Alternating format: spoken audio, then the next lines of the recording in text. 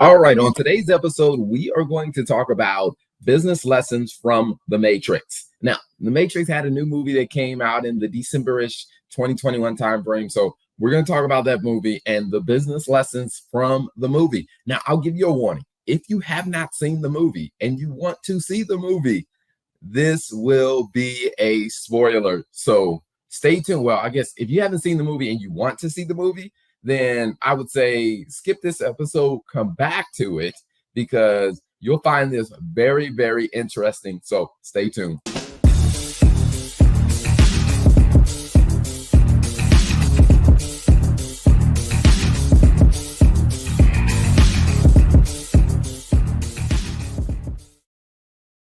As I said, today is an interesting episode because what we're going to do is we're going to do a couple of new things that we probably haven't done in the past that I think would be very helpful for business owners, is taking things that you would consider to be everyday kind of social, personal life things and really helping people understand the business concepts that you can learn from those experiences. Because, for me, that's one of the ways that I learn business, is really looking at everyday things and learning, hey, how does that relate to business, or what lesson can I learn from this?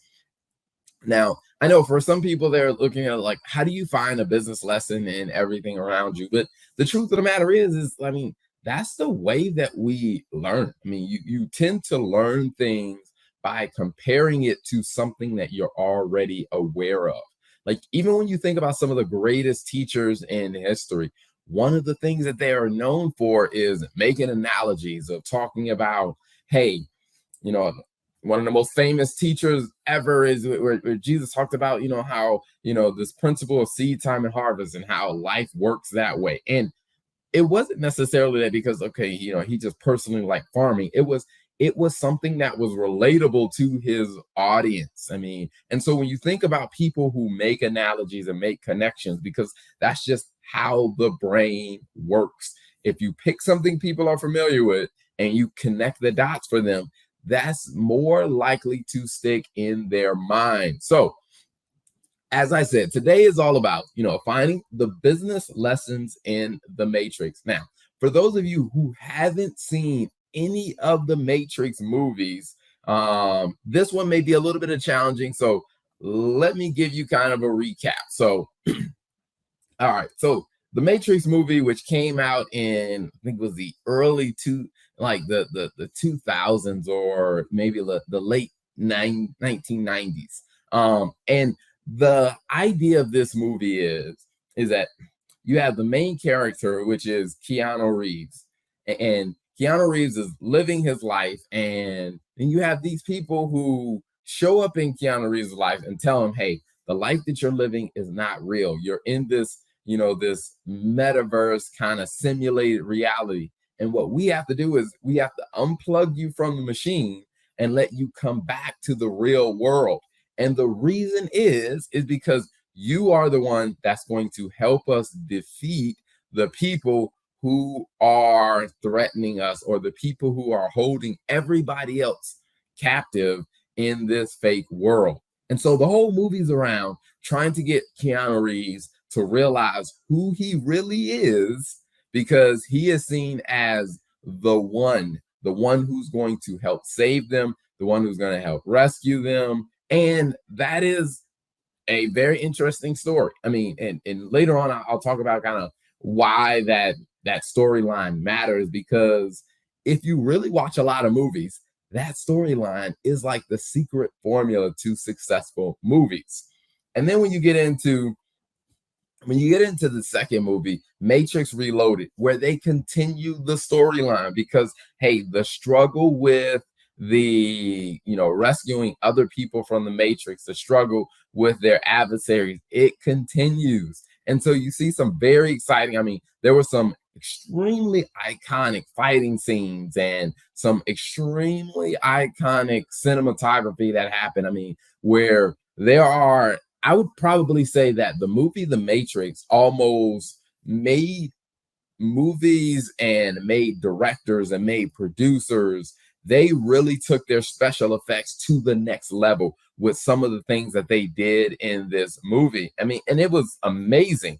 Um, and it really set the pace for things. And then you get into the story, the third movie in the trilogy, which is the Matrix Revolution. This one is where the storyline kind of comes to an end, where the main character played by Keanu Reeves, called Neo, comes to the point of realizing who he really is, what he needs to do to actually save the real world. And one of the things that he does is he sacrifices himself to save the lives of others. And it is an epic movie. It's a great, a great ending to the movie. And one of the things that it leaves us with is like, hey, the main character, the hero of the story, has gone through all this, figured out who he was, gets to the end, sacrifices himself, and everybody else can live safely because of the price that he paid for everybody else to live. Now, that I think that last movie came out like somewhere around like the 2003-ish, 2004-ish time frame. Now, fast forward to 2021. In 2021, this movie came out, which I believe is called the Matrix Resurrection. And what you see in this movie is they bring back to life the person who sacrificed himself to save everyone else. They actually bring that character back to life. So Neo, or Keanu Reeves' character, comes back as the star of this new movie, or again, the star of this new storyline. And this is the part where I'm going to tell you, this is a little bit of a spoiler alert if you plan on seeing it. In my honest opinion, the movie was trash. It was a horrible movie, but there were some lessons to learn from it. I mean, and I'll be honest with you, I have zero love for this movie at all. I mean, it was absolutely horrible the way this movie played out, and I'll explain that part of the reasons why. But as I'm explaining why I feel that way about the movie, there are some very obvious things that I've seen where there are businesses who have done some of the same things that they did in this movie, and it hasn't been going so well for them. I mean, whether it's small businesses or whether it's really big businesses that have made some of the same decisions that, Warner Brothers made with this new Matrix movie, and the results they weren't good. And those are things that, as a business, we should observe those things, learn from those lessons, and make sure that we're not really jeopardizing our business because of the same kind of flaws and issues. So the first thing I talked about was, successful films have a formula. And one of the things that I remember is I remember volunteering at a film festival and having a chance to talk to some of the directors and some of the writers and some of the producers at that film festival, because I volunteered to work backstage. So I was in rooms to be able to have, conversations with them. And in talking to them, some of the films that, some of the writers were telling me is that, to be completely honest with you, there's like this tension that goes on in Hollywood, and there's this tension that goes on in any type of, writing format, because the reality of it is there is a known formula for how you write a successful movie. I mean, and it's not a lot of magic to it. Now, how you creatively apply that formula, now that can be. But in general, there is a very basic formula that you see in like some of the best top-selling movies of all time. I mean, and here's how the storyline goes. And I will tell you, this may change the way you see certain movies. The way that it usually goes is you get introduced to a main character, and the main character, you get introduced to what their potential is or what they're capable of. And then the main character faces an issue. When the main character faces an issue, the helpful whether it's older brother, mentor, older sister, mother, what the mentor comes along and helps them work through it and helps them think through that until they can overcome the issue and reach their potential. That is the formula for a successful movie. Now, if you think about it, that formula has been used over and over and over and over again. Like, even when you think about, let's say, like the Christmas movie, like, It's a Wonderful Life, classic Christmas movie that people love. You get introduced to, in the very beginning, the main character, and that main character shows his potential. He faces a problem, and then his guardian angel or his angel comes and helps him walk through a storyline to see, hey, how do you get over this problem that you're facing? And then you see him become the hero again or enjoy a great victory at the end.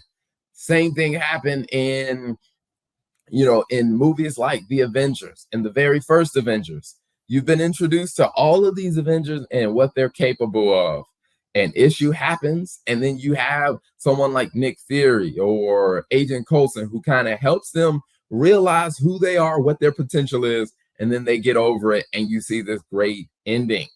The formula happens over and over for, if you look at all of your bestseller movies, like every Disney movie you've ever seen follows that story. Well, every successful Disney movie you've ever seen follows that storyline. And the reason why is because the storyline actually works, because that's what people actually want to see when they come to movies. And the box office tickets show that. Now, when it comes to business, one of the things that a lot of people don't realize is that in a business, there is a successful formula in a business. But when you try to deviate from that formula too much, what ends up happening is you take a very big risk, and they typically don't pan out too well. For example, if I had to boil it down to say, what does the formula look like, for a successful business? Now, mathematically, the formula is simple. The amount of money that you make in sales and revenue is greater than the amount of expenses that you have, which equal profit. Mathematically, that's your formula for success, is that you're bringing in more money in sales than you have going out in expenses, which equals profit. Simple formula. But theoretically, when you think about the concept of your business, what is the formula for a successful concept in a business? Now, there are a couple of elements to it, but one of the aspects of that is that you have a clear problem to solve. You have, identify who is the target audience who has that problem, and then you provide your solution to make the person who has the problem feel like the hero. It is it is that simple. It's you identify a problem, you identify the people who have that problem, you bring your product to solve that person's problem to make that person look like the hero. And when they do that, they continue to buy more from you and they continue to buy your product, which means that they are going to get the solution to their problem, and you are going to continue to grow and sustain your business. Now, when you deviate from that formula, your business is in serious, serious trouble. Now, the other aspect about this movie that I thought was a bit where I think they really missed the boat on this one was, when it comes down to writing movies, there's something about, writing a movie that you want to keep in mind and that you don't want to forget, especially if it is a movie where people have a little bit of history with the movie. I mean, meaning like the first three movies, you set up this storyline, and this first three movies, you introduced us to people and characters. You told us, what the Matrix was about, what it was like, and you introduced us to all these different things. And then when you get to this movie, The Resurrection, it almost felt like the entire movie they were trying to rewrite the storyline. And so it just leaves you to this point. It's just like, okay, all right, this does not align with the history that we have. Like, you're completely changing or trying to rewrite history. Now, one of the things that we've seen in society right now is where that is something that is a very, very hot button for people is when you are trying to rewrite history, or you're trying, or some people might call it whitewash history, or you're trying to change. Like, it's almost like I saw something happen, I witnessed something happen, or I've learned about something that happened. And now you're trying to tell me, oh, no, you didn't really see that. That's not what happened, or that's not really what was going on. And, it's one of those things that really starts to hurt a business. Like, one of the biggest examples, I would say, of a company that probably leaned into their history and their story, and they actually came out better, was Samsung. A couple of years ago, Samsung had the issue with the batteries in the cell phone that would overheat, and then the battery would explode, or the battery would, the battery would explode inside the case. And then there would be smoke and a fire hazard and stuff like that. Now, one of the things that, Samsung really had to do is sit there and look in and say, hey, this is the reality. This is a very real part of our story. Now, we could try to act like, hey, this wasn't our fault, blame somebody else, or tell them, oh, this wasn't really happening, or this isolated situation. Or we can own this part of our story, and we can acknowledge it, and we can let people know, hey, this is how we're evolving from what just happened.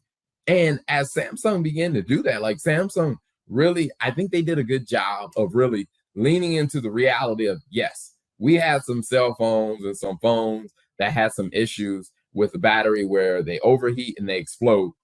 Here's what we've done about it. And one of the things that we can definitely see is that Samsung has continued to be a major, major competitor. I mean, they're the top competitor when it comes down to smartphones versus Apple. Now, this is a situation where Samsung acknowledged and recognized, hey, this is just part of our story. Now, how do we use this to actually build on it? Now, one of the things that I would say that you saw in the first three Matrix movie is they did a really good job of building on the history that they had already put in place.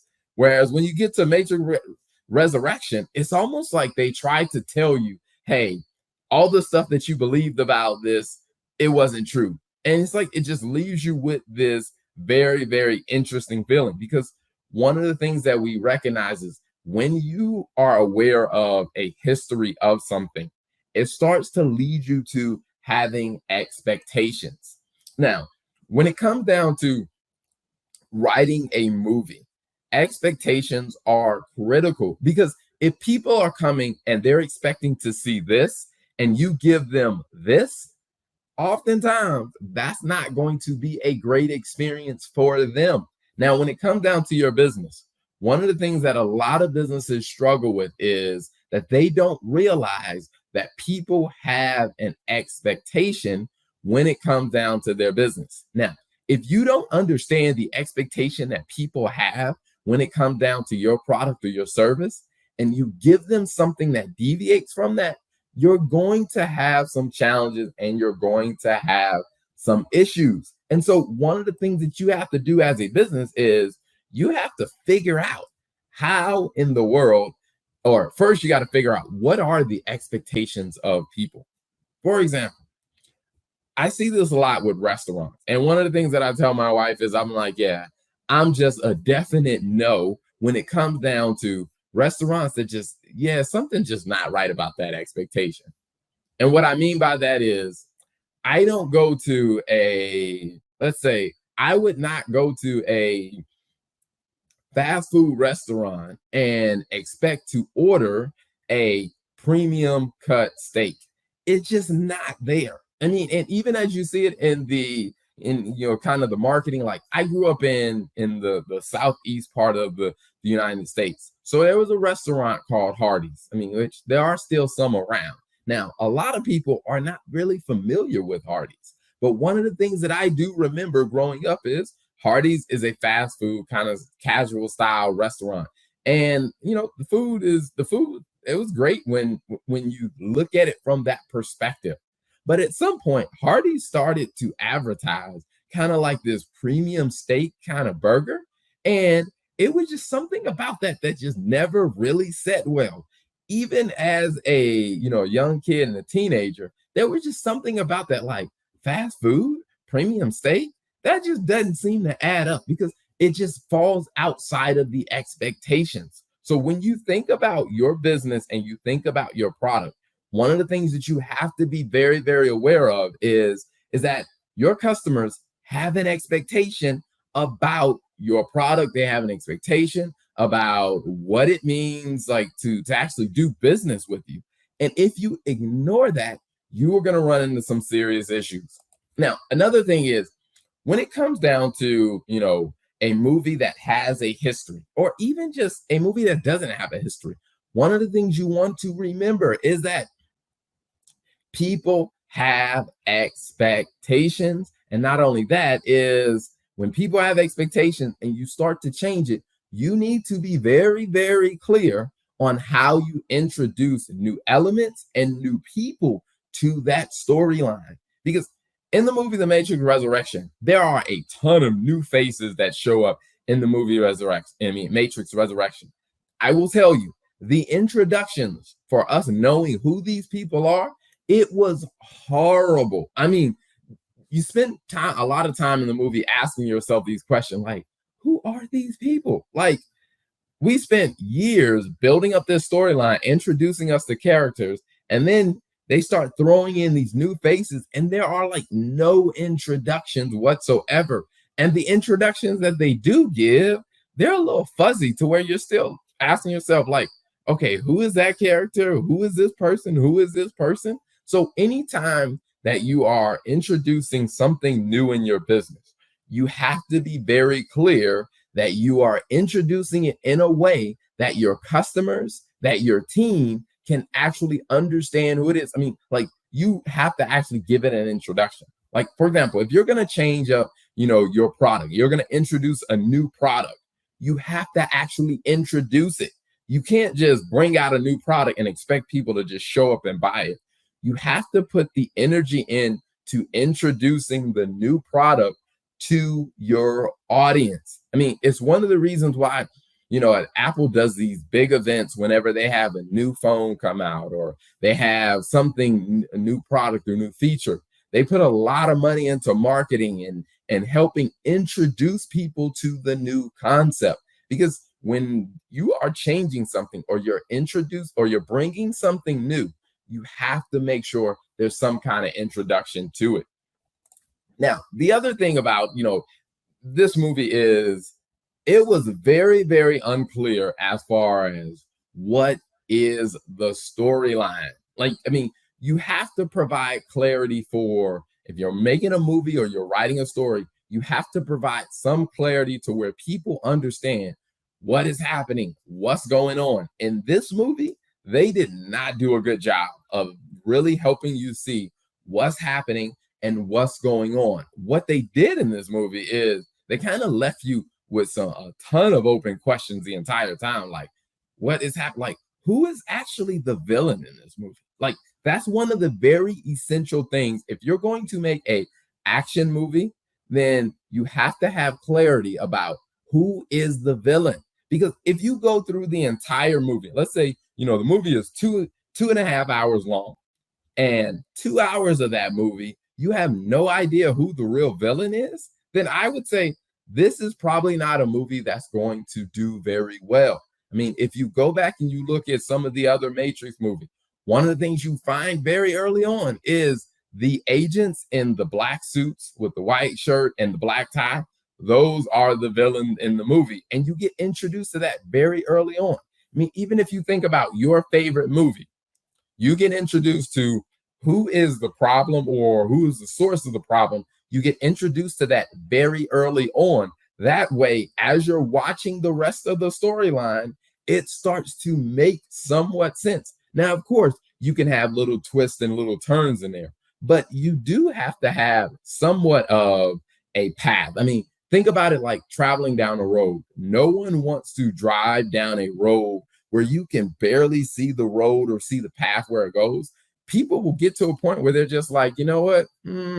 I'm not interested in continuing. Like, I can't see where this leads and I can't make the connections. So yeah, I'm good. Now, when it comes down to your business, you have to have clarity. Now, the clarity that you really, really have to have is, what problem are you solving? Like, when you think about your product or your service, you have to have clarity about what problem are you solving. Because if you aren't clear about what problem you are solving, what is going to happen is your customers or your potential customers are going to say, you know what?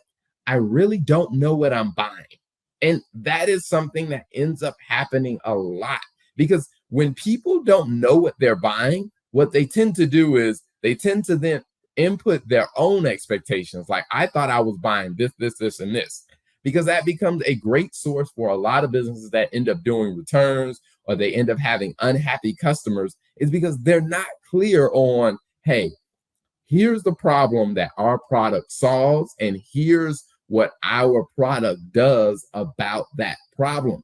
Because if you don't have that level of clarity, you are going to run into serious issues in your business. So you want to make sure that, as a business, you are very clear on what problem is your product or your service. What problem are you addressing?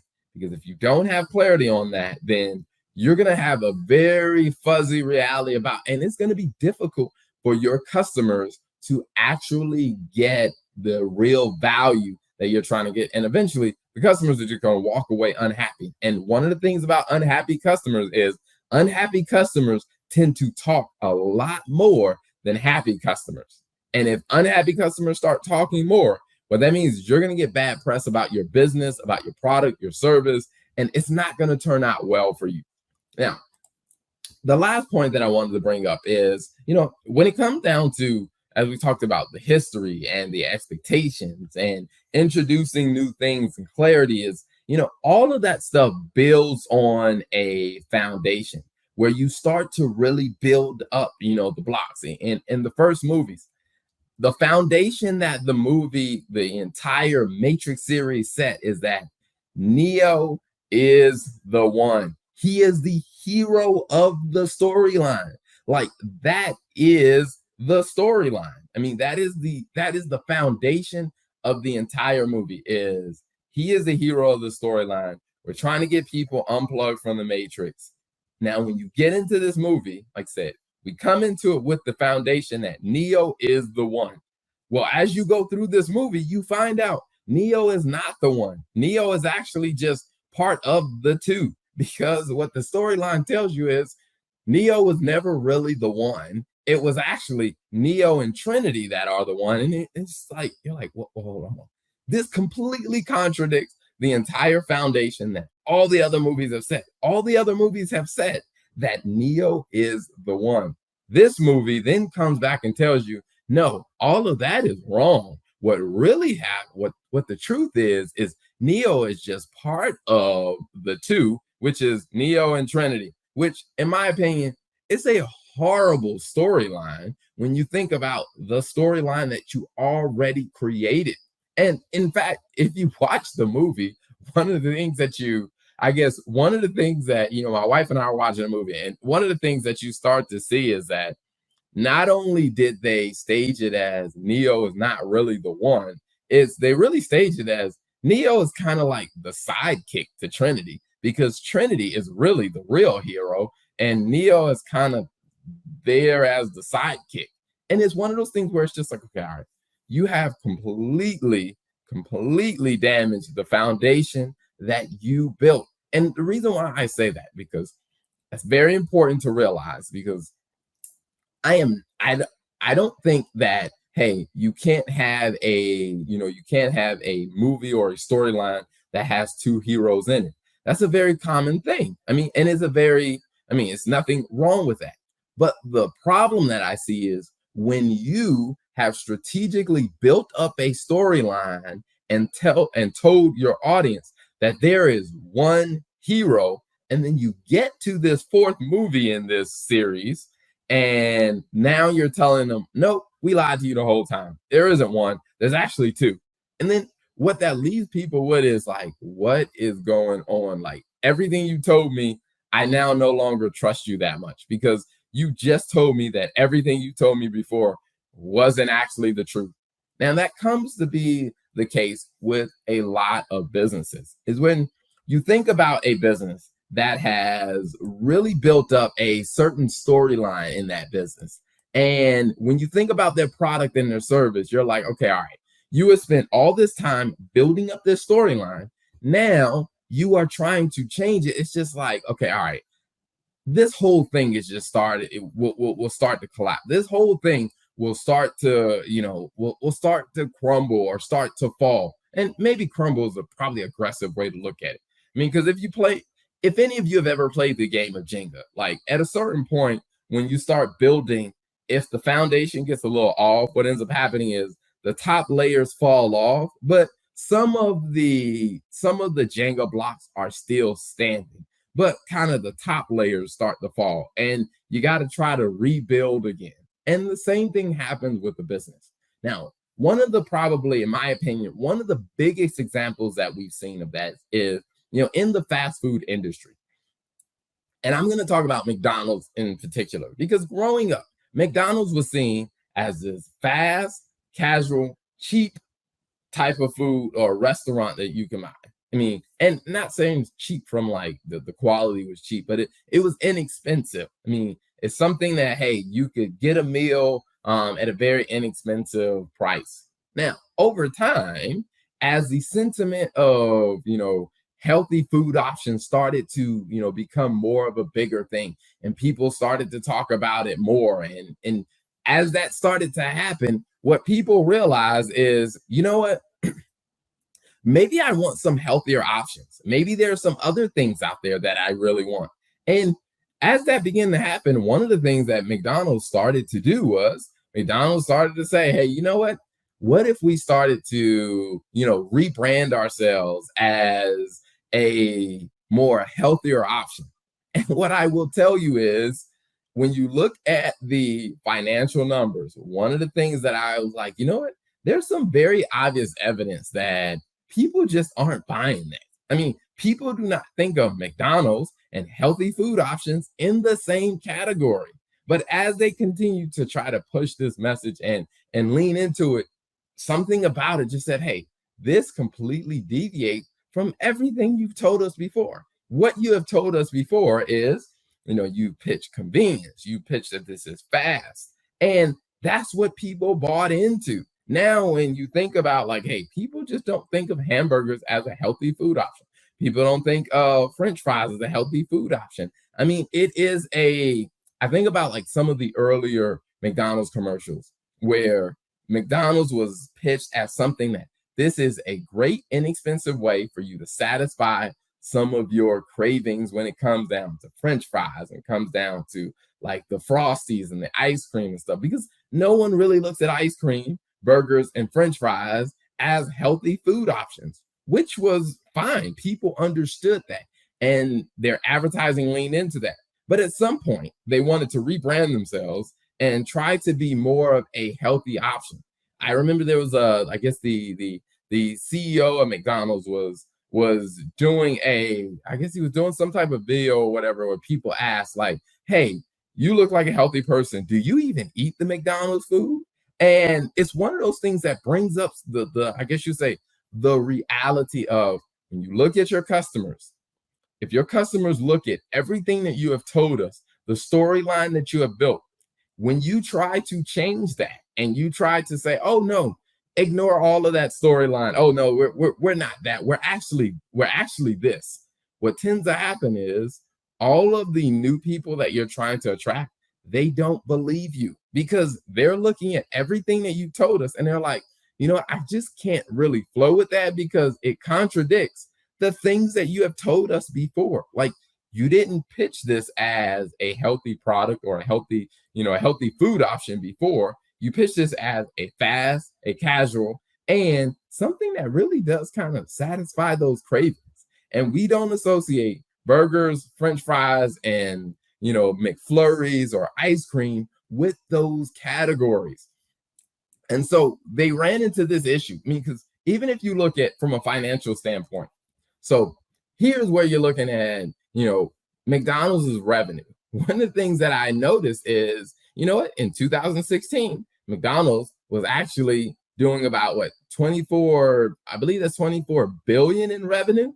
In 2017, they went down to 22. 2018, they went down to 21. And they started to go up a little bit, and then they went back down in 2020. Now, one of the things that I will say is what was also happening during this time frame was McDonald's started kind of pushing the healthier menu or trying to rebrand their image as a healthy restaurant. One of the things that the numbers kind of show me is the people weren't buying it as much. I mean, the people weren't believing this storyline and this change of you're not a health food restaurant. I mean, that contradicts everything else that we believed about you for years. And if you are building a business and you are trying to retell, your foundational story of who you are and what you do, you're probably going to run into some very, very similar issues. Now, McDonald's can kind of overcome this a little bit because McDonald's has a ton of customers who still do go to McDonald's because it is fast and it is inexpensive food. That is why a lot of people who go to McDonald's still go to McDonald's. Like, I personally have not seen or met anyone who goes to McDonald's because they say, hey, McDonald's is very healthy. Like, McDonald's is like the spot you want to go to. That's just not what they say.